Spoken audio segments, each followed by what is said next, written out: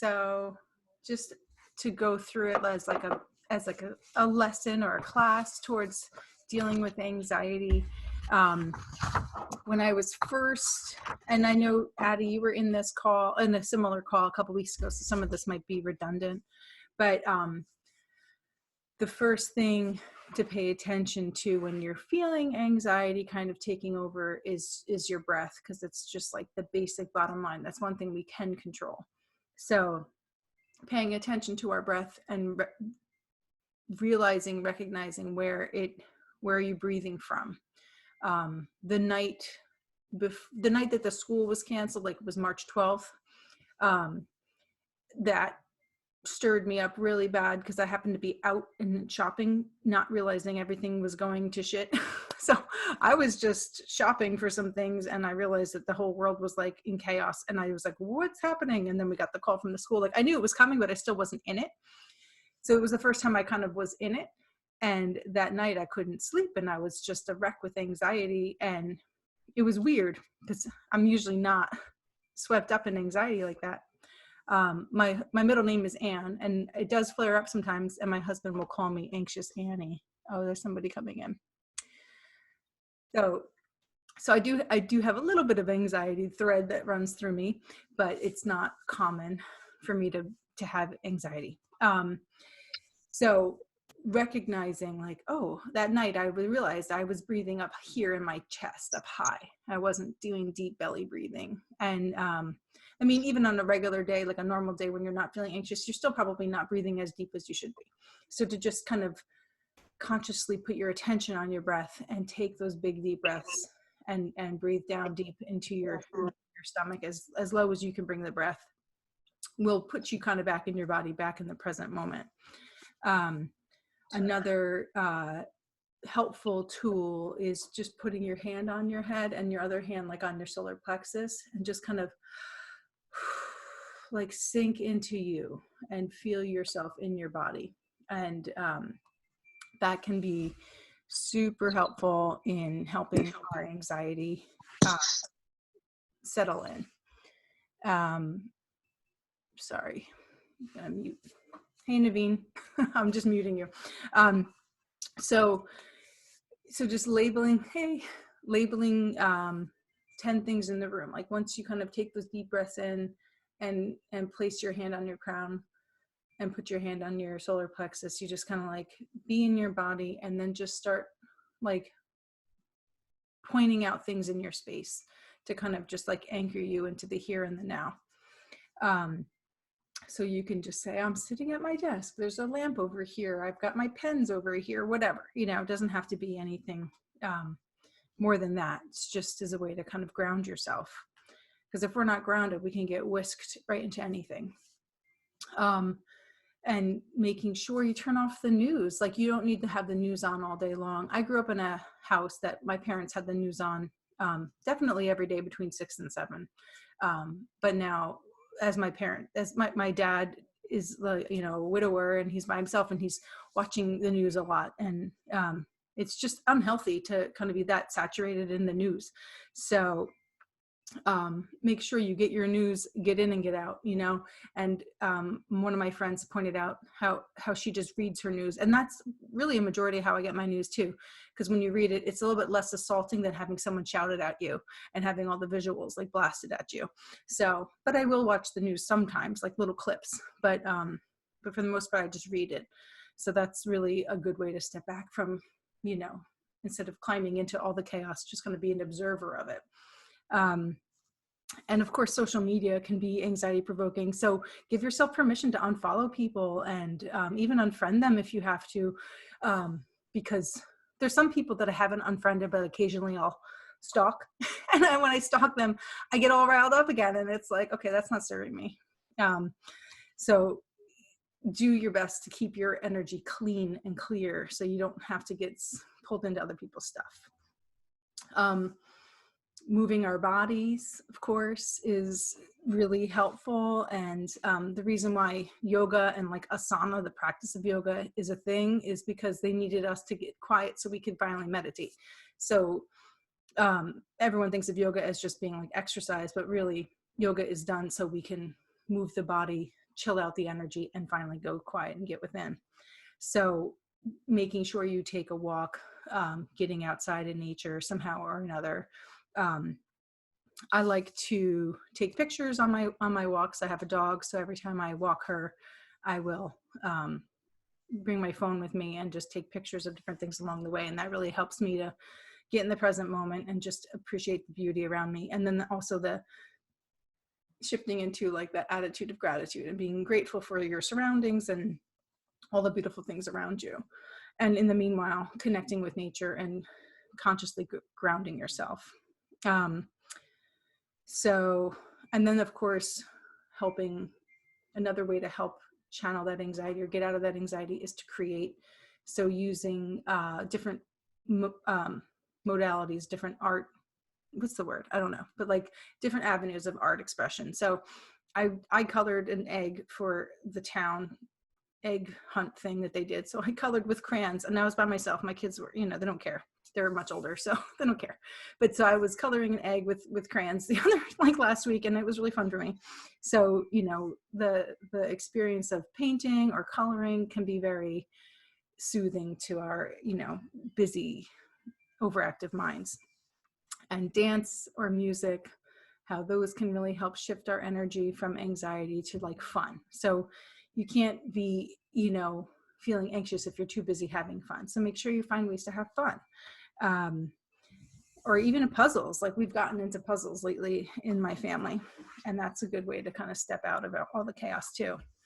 And when you journal or just dump things out on a list, that can also help unclutter your mind. So when somewhere in my adulthood, I thought, oh my God, I have 1,000 things in my head, and oh my gosh. And I was like, just write it down. So I started to write it down, and it was like 4 things on my list, but it's just that they're on repeat. So it feels like 4,000 things, but it's just the same 4 things over and over again. So when you write down everything it is that's bothering you, you realize it's really not that big of a list. It just feels big because it's on repeat. So you can do that by journaling, by just dumping it out on paper. Or you can literally take that paper and burn it as a way to like release those worries. And that's a really fun tool, because the more, you just get it out. And then if you burn it one at a time, you can see how it burns. And the way that strip of paper will burn is indicative on how ready you are to release those things, because it'll ignite like that if it's really, really ready to be released. Or you'll have to light it like 6 times if you're really not ready to release it. So just pay attention to that.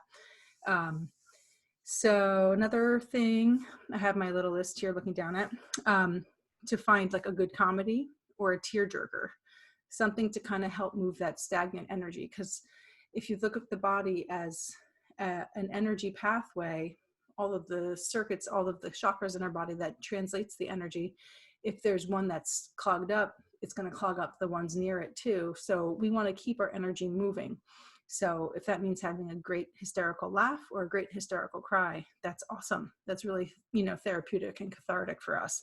So wherever you're feeling led. I was watching something, I don't remember. Oh, I posted a video about prisoners and a lady who was helping them like kind of access like their inner trauma.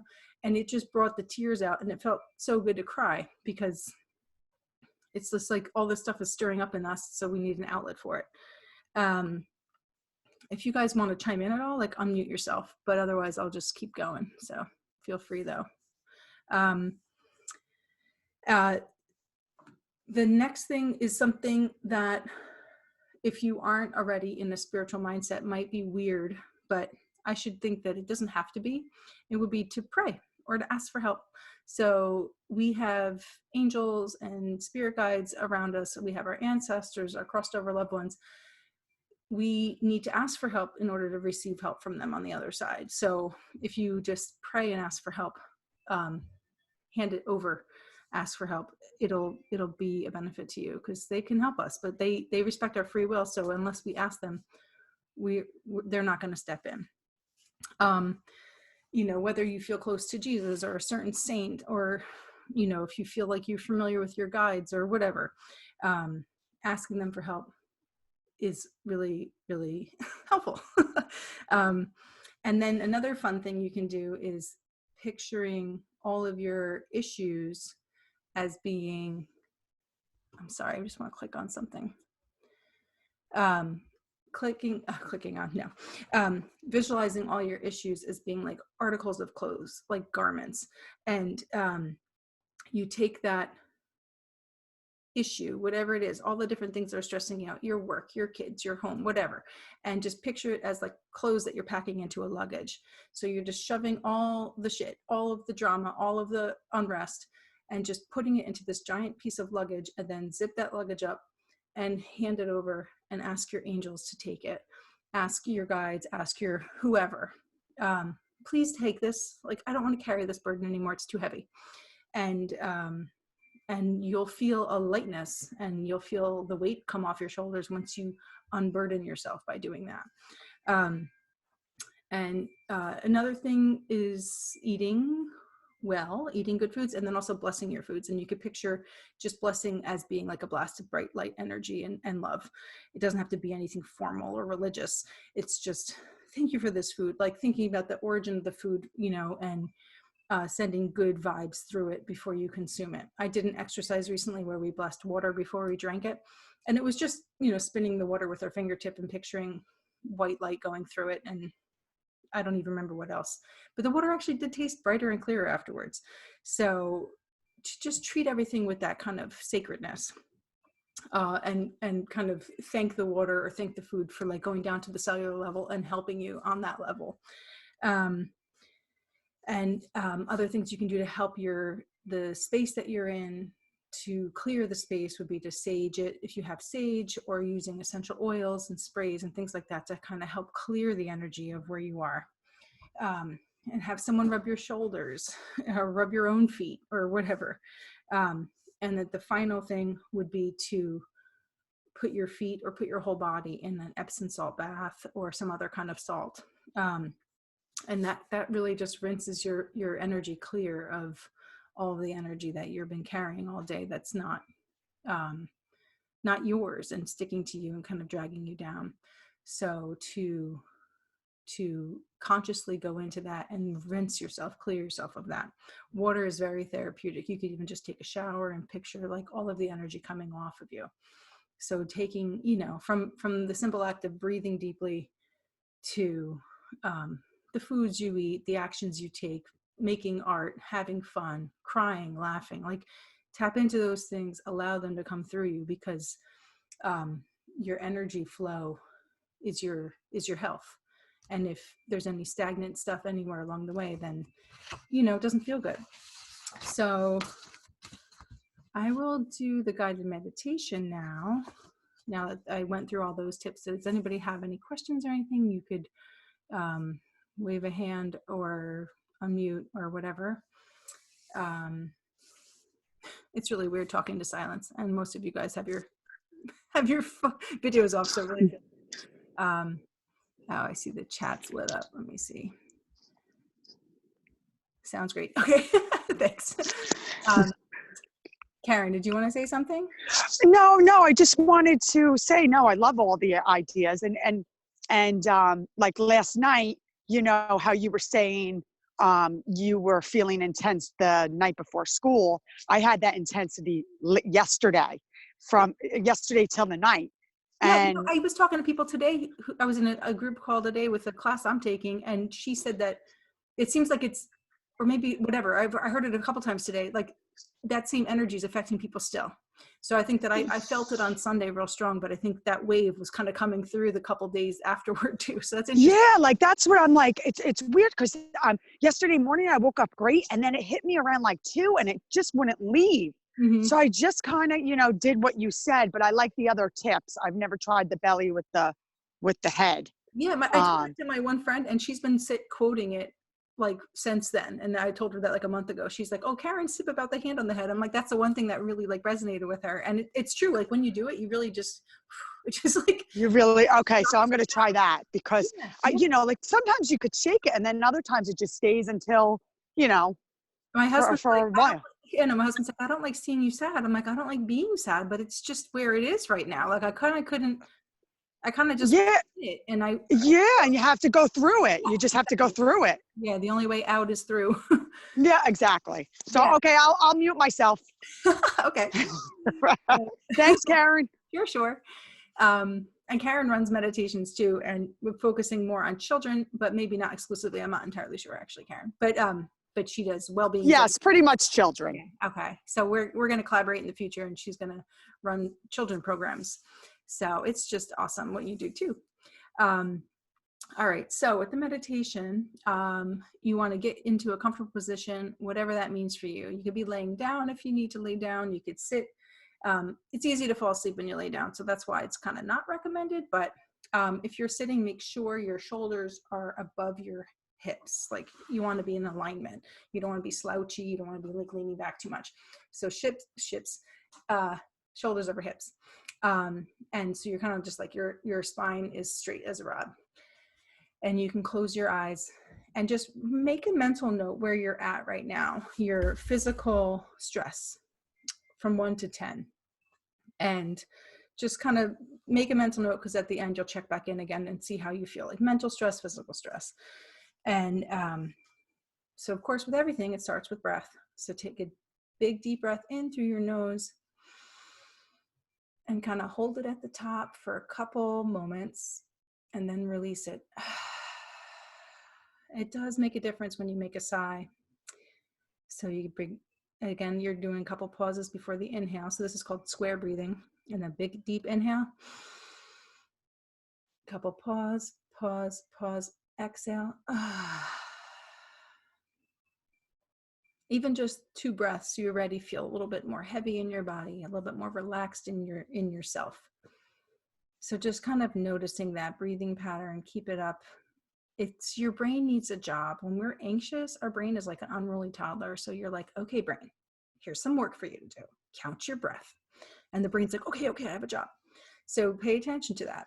If you get distracted by other thoughts or other distractions, whatever, go back to counting your breathing. That'll always bring you back. So notice where you are in your space. If you're in your chair, what part of you is in contact with the chair, what part of you isn't.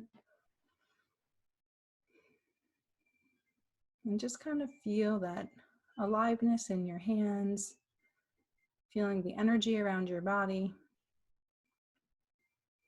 Hope you don't hear my cat who's trapped in a room and he's clicking on the door upstairs. So feeling your body, noticing where you are in space.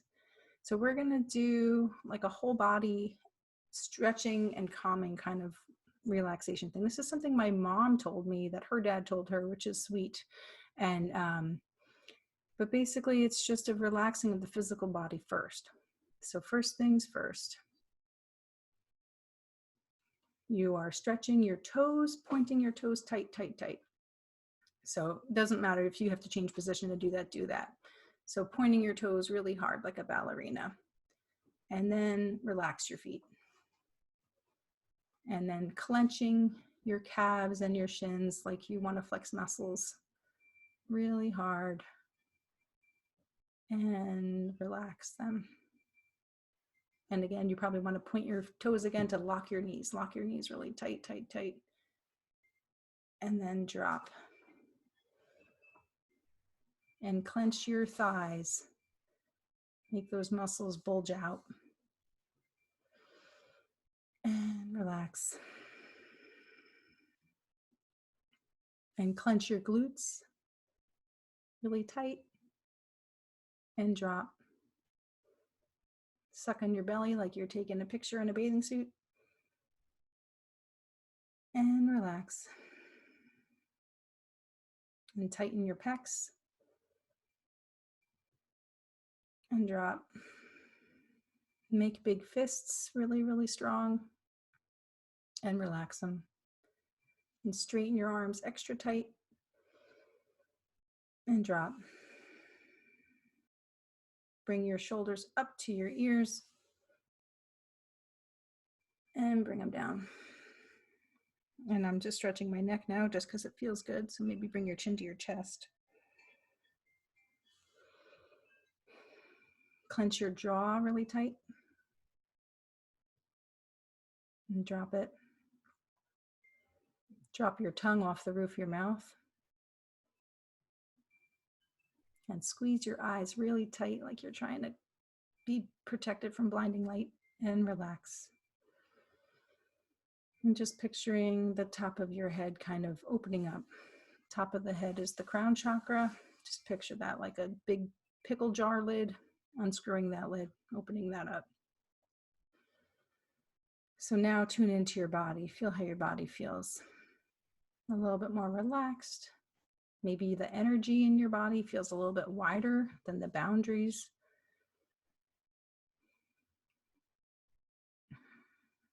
And just notice the rise and the fall of your breath.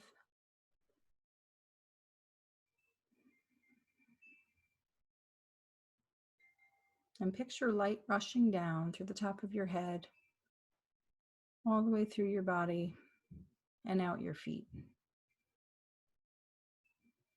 And out your feet, picture roots going down to the earth below,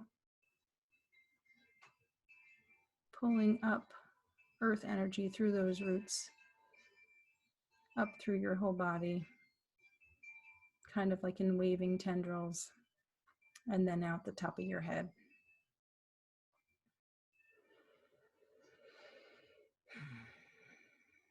So picture your body like a hologram in front of you, like you're an observer of yourself. And just start at the feet and notice if anything is dense or opaque. So your body would be kind of almost like a silhouette of itself that's sort of clear. And then you just start looking from the feet up to the knees. And how does it look? Does it look light and clear? And if it doesn't, keep shining some light there until it lightens up. And then you go from your knees to your hips, just scanning that area. Anything that slows you down or looks darker, just encourage the light to pass through until it lightens up some more. Through the hips, up through the belly, to the shoulders and down the arms. Any area that's a little denser, darker, make it lighter and brighter. Up the neck, through the head. A lot of the time, it's the head and the heart that have the most gunk. Sometimes the root. But we want all that whole channel to be clear. So taking some deep breaths in through your mouth and then out. Breathing into those areas that are dark and dense, and breathing out what no longer serves you.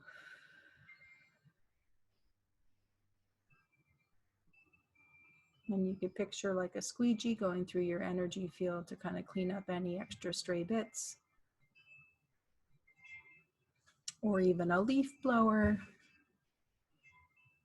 or a rake, stuff to break up the stagnant energy that's moving through you. So that leaves you clear and clean and nice, light and bright.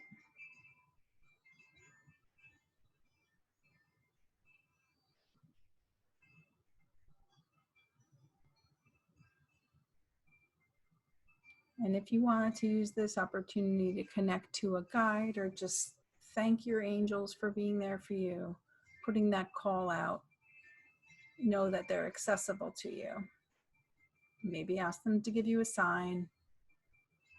Sometimes the signs come in numbers or in feathers or coins, or even seeing the imagery of angels or other whoever, ascended masters or anybody like that.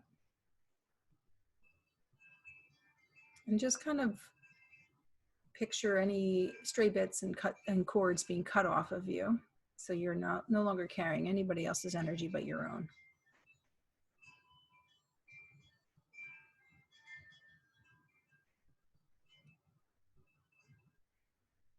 And just like a final wipe through, clearing out. And you can think some affirmations like I am calm, I am safe, I am love, I am light. They'll just spontaneously pop in your mind. I am here, I am now, I am strong, whatever they might be. And you could wiggle your toes and kind of come back into your body and realize that you are in charge of your energy. You're in charge of the thoughts in your head, and you're able to create that space, create that calm. And now make a mental note of where your physical and mental stress are compared to when you started. And you feel light and bright in that shift. So hopefully you feel good. Hopefully this was helpful to you. Feel free to let me know if I can do anything